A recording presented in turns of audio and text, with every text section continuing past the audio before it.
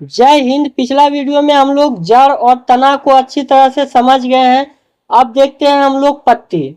तो देखिए, पत्ती जहां से तना से निकलता है उसको कहते हैं नोड। और जैसे ही तना से निकलने के बाद आपको डंटी टाइप का दिख रहा है, कुछ दूर जाता है उसके बाद पत्ती शुरू होता है। तो जहां से ये निकलता है, तना से निकलने के बाद पत्ती जहां से शुरू होता है इसको कहते हैं वृंत या फिर पेसियोल। और फिर यही वृंत और पेशियोल जो है आगे पत्ती का एकदम लोल तक चले जाता है, कोना तक।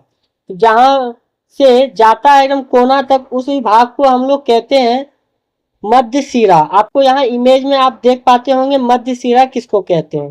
तो मध्य शिरा फिर बाद में आगे चल जाता है, दोनों साइड अगल बगल निकलने लगता है, उसको कहते हैं शिरा। फिर इसी शिरा से आप देखिएगा छोटा छोटा रेशा और बाहर निकलता है, उसको कहते हैं छोटी शिरा। तो याद रखिए, नोड, फिर नोड आगे जाता है, पेशियोल बनता है, फिर पेशियोल आगे जाता है, पूरा पत्ती के अंतिम छोर तक जाता है, उसको मध्य शिरा कहते हैं। फिर मध्य शिरा से दोनों साइड निकलता है, उसको शिरा कहते हैं। फिर हो गया छोटी शिरा। तो यहाँ तक आप समझ गए होंगे। अब जो पत्ती का जो सबसे आगे वाला भाग है, जिसको पत्ती का सबसे आगे वाला भाग, ये कोना जो आप देख पा रहे हैं, इसको एपिक्स कहते हैं। क्या कहते हैं इसको? एपिक्स। इसको ध्यान में रखिएगा। पत्ती का सबसे बाहरी भाग जो सबसे मतलब आगे वाला भाग जो है, इसको एपिक्स कहते हैं। अब देखते हैं पत्ती का जो ये साइड वाला भाग है, जो आपको देख पा रहे होंगे पत्ती के साइड वाले भाग, इसको कहते हैं मार्जिन। ये सबसे बाहर में पत्ती का पाया जाता है, इसीलिए इसको मार्जिन कहते हैं। अब फिर देखते हैं कि पत्ती पे आपको बहुत छोटा छोटा धब्बा टाइप का दिखता होगा, हरे रंग का। ये धब्बा जो है यह क्लोरोप्लास्ट है। आपको ध्यान से देखिएगा, छोटा छोटा धब्बा, यही क्लोरोप्लास्ट है। यही क्लोरोप्लास्ट जो होता है, यही प्रकाश संश्लेषण में मदद करता है। तो क्लोरोप्लास्ट, प्रकाश संश्लेषण एक अलग चैप्टर है, उसके विषय में आपको अलग वीडियो में डिटेल से बताएंगे। तो फिर आपको और पत्ती में आपको छोटा छोटा छेदा भी कुछ दिखेंगे। इस छेदे को स्टोमेटा कहते हैं और इसको हिंदी में रंध्र भी कहा जाता है। ये छेद जो है या रंध्र जो है, यह ऑक्सीजन को बाहर निकालने और कार्बन डाइऑक्साइड को अंदर लेने का काम करता है, ये रंध्र। और इतना ही नहीं, इसको जब गाछ के अंदर पानी अत्यधिक हो जाता है तो यह रंध्र क्या करता है, पानी को बाहर निकाल देता है। जिसके कारण क्या होता है कि जहाँ ज्यादा जंगल होता है और वहाँ खूब पानी निकालता है गाछ लोग, और वहाँ बादल बनता है। जहाँ जंगल नहीं होगा वहाँ आप बादल का भी निर्माण में देखिए गाछ कितना काम करता है। अब देखते हैं बाहरी बनावट के आधार पर पत्ती को दो भागों में बांटा गया है। पत्ती का बाहर का बनावट कैसा है, इसके हिसाब से दो भाग में पत्ती को बांटा है।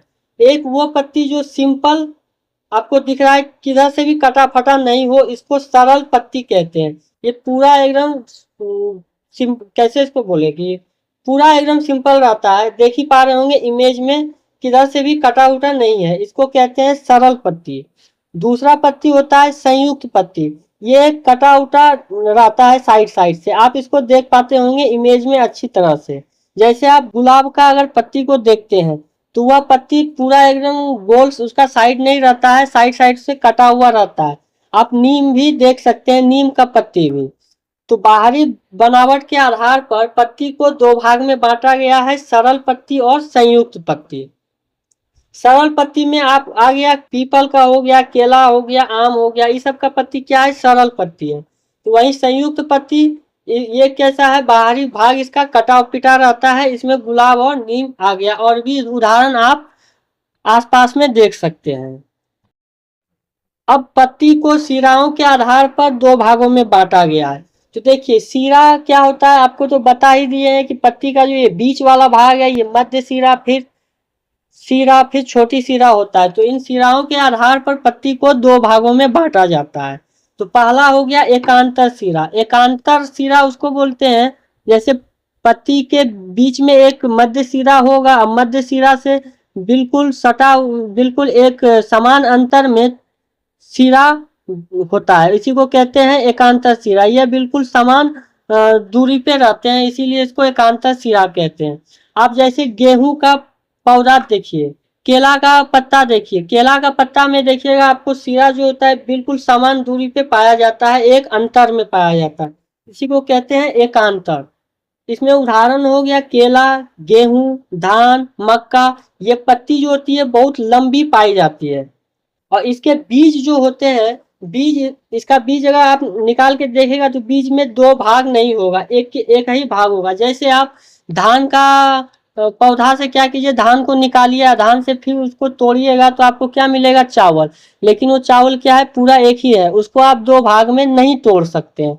आप मकई ले लीजिए, मकई तो रहता है सब साथ में, लेकिन आप उससे एक दाना मकई निकालिए और उसको बीज से तोड़िए तो आपको उसमें कुछ नहीं मिलेगा, उस पूरा एक ही रहता है। एकांतर पत्ती का बीज जो होता है वह सिंगल रहता है, इसको ध्यान में रखिएगा। फिर आता है जालिका वटपत्ती। जालिका वटपत्ती जो होता है उसका सिराएं जो होता है एकदम जाली बनाए रहता है, पूरा एकदम गजमज रहता है जाली के समान, आप फोटो में देख पाते होंगे अच्छी तरह से। और ये पत्ती की विशेषता यह है कि यह पत्ती जो होती है वह छोटी पाई जाती है, जबकि एकांतर पत्ती बहुत ही लंबी लंबी पाई जाती है। जैसे आप केला का पत्ता देखिएगा कितना लंबा लंबा पाया जाता है, धान देखिएगा पतला होता है लेकिन कितना लंबा हो जाता है। तो एकांतर पत्ती लंबी होती है और उसका बीज जो होता है वह एक बीजी कहलाता है, एक पीस सिंगल रहता है।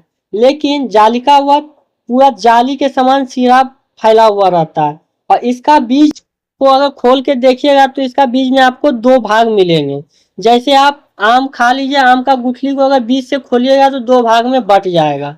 आप चना देखिएगा, चना चना को निकालिए फिर उससे उसको तोड़िए तो उससे दो दाल आपको मिल जाएगा, चना का दो भाग हो जाएगा।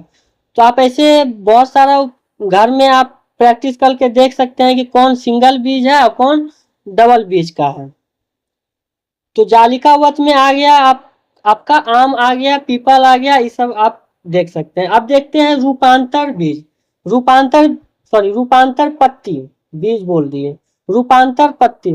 रूपांतर पत्ती क्या होता है, जहाँ पानी की कमी होता है वहां पत्ती क्या होता है, सूख के कांटा का समान रूप ले लेता है, उसी को कहते हैं जेरोफाइटी। ये ज्यादा मरुस्थल में पाया जाता है, पानी की कमी होने के कारण जो पत्ती जो है वह सिकुड़ने लगता है, जिसके कारण सिकुड़ते सिकुड़ते वह कांटा का रूप ले लेता है। और एक और होता है जिसमें नाइट्रोजन का कमी होता है। आप कीट भक्षी पौधे को देख पा रहे होंगे यहाँ पे फोटो में, इसमें क्या है कि नाइट्रोजन की इस पौधा में कमी होता है, जिसके कारण क्या होता है, इसके अगल बगल कोई भी छोटा छोटा कीट आता है तो ये क्या इसके अंदर जैसे ही जाता है तो ये ऊपर वाला भाग जो होता है इसको लगा देता है, जिसके कारण बीज इसी कीट जो है इसी के अंदर में मर जाता है और इसका गला हुआ भाग जो होता है वह पौधा जो है उसका अवशोषण कर लेता है। आई होप कि आपको यह टॉपिक अच्छी तरह से समझ में आ गए होंगे। मिलते हैं अगले वीडियो में, तब तक जय हिंद।